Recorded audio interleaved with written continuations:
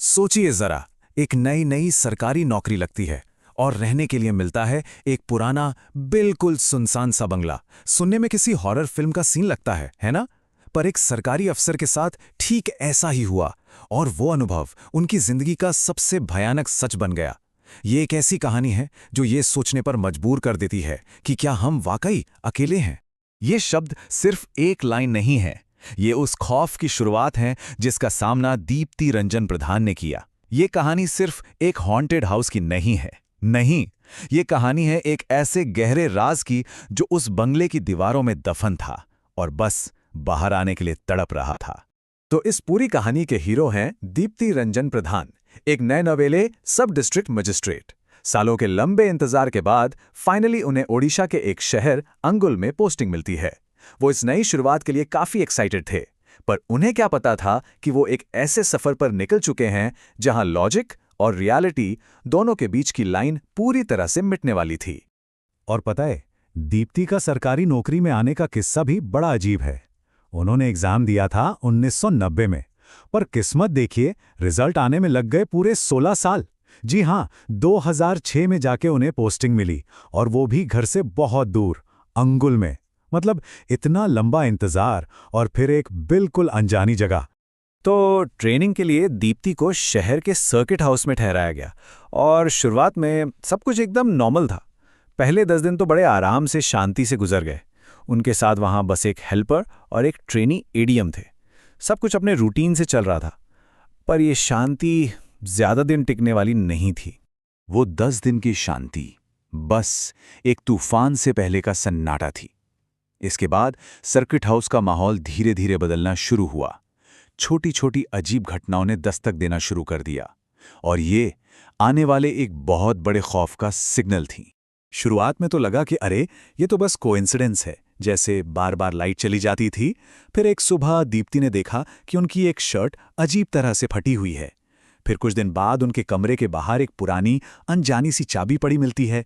और फिर एक शाम को उन्होंने पास के ही एक वीरान बंगले के पास बैंगनी रंग की साड़ी में एक औरत को देखा। ये छोटी छोटी चीजें अब मिलकर एक बहुत ही डिस्टर्बिंग पैटर्न बना रही थीं। तो दीप्ति ने अपने हेल्पर से उस औरत के बारे में पूछा, और हेल्पर का जवाब सुनकर उनके होश उड़ गए। उसके चेहरे पर जो डर था वो साफ दिख रहा था।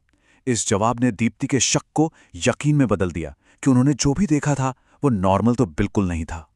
अब कहानी में आता है असली ट्विस्ट। दीप्ति की फैमिली उनसे मिलने के लिए अंगुल आ जाती है, और किस्मत का खेल देखिए, उन्हें रुकने के लिए वही बंगला मिलता है जहां दीप्ति ने उस बैंगनी साड़ी वाली औरत को देखा था। और बस यहीं से चीजों ने एक भयानक मोड़ ले लिया। उस रात जब दीप्ति अपने कमरे में सो रहे थे, अचानक उन्हें महसूस हुआ कि उनके बगल में कोई और भी लेटा है। एक भारीपन सा, एक मौजूदगी। उन्होंने हिम्मत करके पलट कर देखा तो वहां कोई नहीं था। बिस्तर खाली था, कमरा एकदम शांत और अंधेरा। ये उस रात के खौफ की बस शुरुआत थी। और फिर अचानक कमरे में रखा एक फोटो फ्रेम अपने आप जमीन पर गिरा और टूट गया। इसके ठीक बाद एक बर्फीली हवा का झोंका दीप्ति के शरीर से आर पार हो गया, जबकि कमरे के सारे दरवाजे और खिड़कियां बंद थे। और तभी उन्हें एक आवाज सुनाई दी, एक खरोचने की आवाज, और वो आवाज ठीक उनके बिस्तर के नीचे से आ रही थी। सोचिए, बिस्तर के नीचे से खरोचने की आवाज, आखिर वो क्या हो सकता है? दीप्ति का दिल जोर जोर से धड़क रहा था, सांसें जैसे अटक सी गई थीं, पर उन्होंने हिम्मत जुटाने का फैसला किया। बहुत डर लग रहा था, लेकिन फिर भी उन्होंने अपनी टॉर्च उठाई और कांपते हुए हाथों से उस आवाज की वजह जानने के लिए बिस्तर के नीचे झांका। और जो उन्होंने वहां देखा उसने उनके होश उड़ा दिए। बिस्तर के नीचे एक औरत लेटी हुई थी। वो बस वहां लेटी थी और दीप्ति की तरफ देखकर मुस्कुरा रही थी, एक बहुत ही अजीब, डरावनी मुस्कान। और वो मुस्कान इसलिए और भी भयानक थी क्योंकि उसका पूरा चेहरा ताजे खून से लथपथ था। लेकिन सबसे खौफनाक बात तो ये थी कि उसने अपनी गोद में एक छोटे बच्चे को पकड़ा हुआ था, एक ऐसा बच्चा जिसका निचला धड़ गायब था।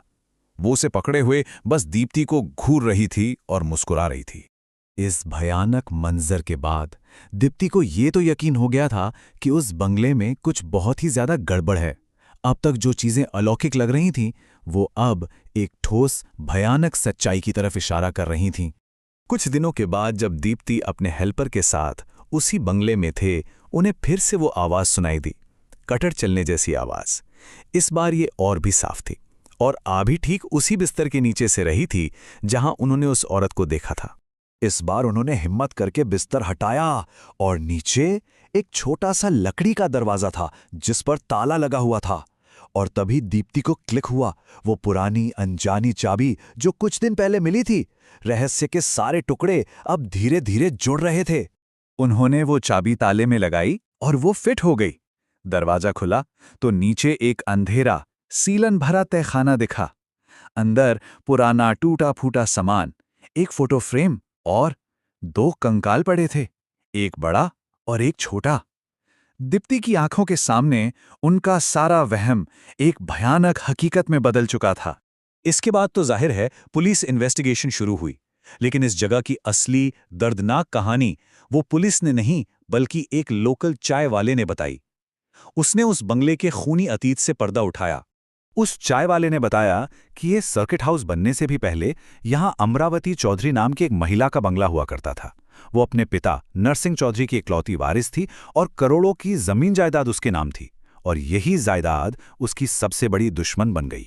कहानी ये थी कि 1997-98 के आसपास इसी जायदाद के लालच में अमरावती के सगे चाचा गोपीनाथ ने उसकी और उसके छोटे से बेटे की बेरहमी से हत्या कर दी और उनकी लाशों को उसी तहखाने में छुपा दिया। बात यहीं खत्म नहीं हुई। कुछ वक्त बाद जब अमरावती का पति शहर वापस लौटा तो उसे भी मार डाला गया। तो इस तरह पुलिस को उस तहखाने से अमरावती और उसके बेटे दोनों के कंकाल मिल गए, लेकिन उसके पति की बॉडी कभी नहीं मिली। खैर, जांच के बाद उस जगह पर पूजा पाठ करवाया गया ताकि उन भटकती हुई आत्माओं को शांति मिल सके।